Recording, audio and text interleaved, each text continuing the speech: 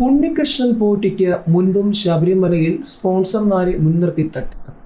ഉണ്ണികൃഷ്ണൻ പോറ്റിക്ക് മുൻപും ശബരിമലയിൽ സ്പോൺസർമാരെ മുൻനിർത്തി തട്ടിപ്പ് വിജിലൻസ് റിപ്പോർട്ട് ചർച്ചയാക്കുകയാണ് മാധ്യമങ്ങൾ.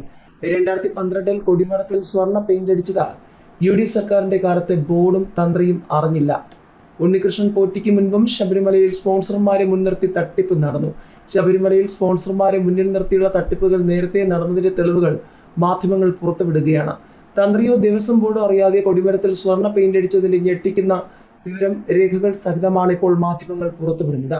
അവസാന UDF സർക്കാരിന്റെ കാലത്ത് 2012 നടന്ന സംഭവം ദേവസ്വം വിജിലൻസ് റിപ്പോർട്ട് ചെയ്തെങ്കിലും കാര്യമായ നടപടി ഉണ്ടായില്ല. അന്ന് സ്പോൺസറായി കുമരൻ സിൽക്സിനെ എത്തിച്ചത് ഉദ്യോഗസ്ഥർ തന്നെയായിരുന്നു.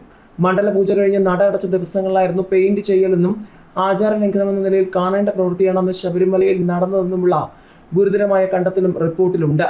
ഈ വിഷയത്തിൽ ഉദ്യോഗസ്ഥർക്കെതിരെ നടപടിക്ക് ശുപാർശ ചെയ്ത Devaswom vigilance SP CP Gopakumar തയ്യാറാക്കിയ അന്വേഷണ റിപ്പോർട്ട് പക്ഷേ അവഗണിക്കുകയായിരുന്നു.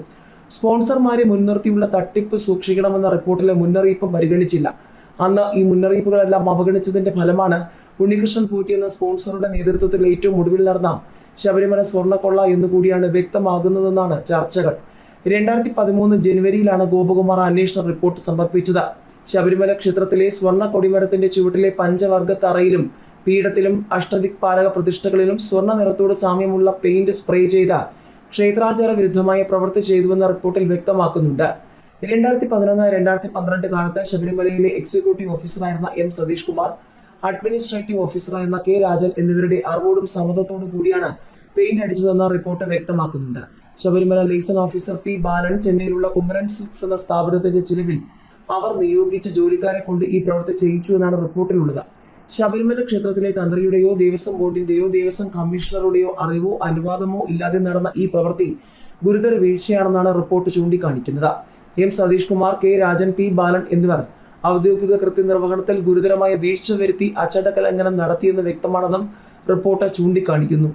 സ്പോൺസർഷിപ്പുമായി ബന്ധപ്പെട്ട ഗുരുതര പരാമർശങ്ങളും റിപ്പോർട്ടിലുണ്ട്. ശബരിമല ദേവസ്വത്തിൽ ജോലി ചെയ്യുന്ന ഉദ്യോഗസ്ഥന്മാർ ദേവസ്വം ബോർഡോ ദേവസ്വം കമ്മീഷണറോ അറിയാതെ ശബരിമലയിൽ എത്തുന്ന ഭക്തന്മാരെ കൊണ്ട് ദേവസ്വത്തിന്റെ ചില ജോലികൾ സ്പോൺസർഷിപ്പിൽ ചെയ്യിക്കുന്നതായി റിപ്പോർട്ടിൽ പറയുന്നു. ആ പണിയുടെ പേരിൽ പ്രസ്തുത സ്പോൺസർമാർ അന്യ സംസ്ഥാനങ്ങളിൽ നിന്നും കണക്കില്ലാതെ കോടിക്കണക്കിന് രൂപ ശബരിമലയുടെ പേരിൽ പിരിക്കുകയും അതിൽ നിന്നും ചെറിയൊരു പങ്കുതുക ശബരിമലയ്ക്ക് വേണ്ടി ചെലവഴിച്ച ശേഷം ബാക്കി തുക സ്പോൺസർമാരും ദേവസ്വം ഉദ്യോഗസ്ഥരും കൂടി വീതം വെച്ചെടുക്കുന്നതായുള്ള ഗുരുതര കണ്ടെത്തലും റിപ്പോർട്ടിലുണ്ട്.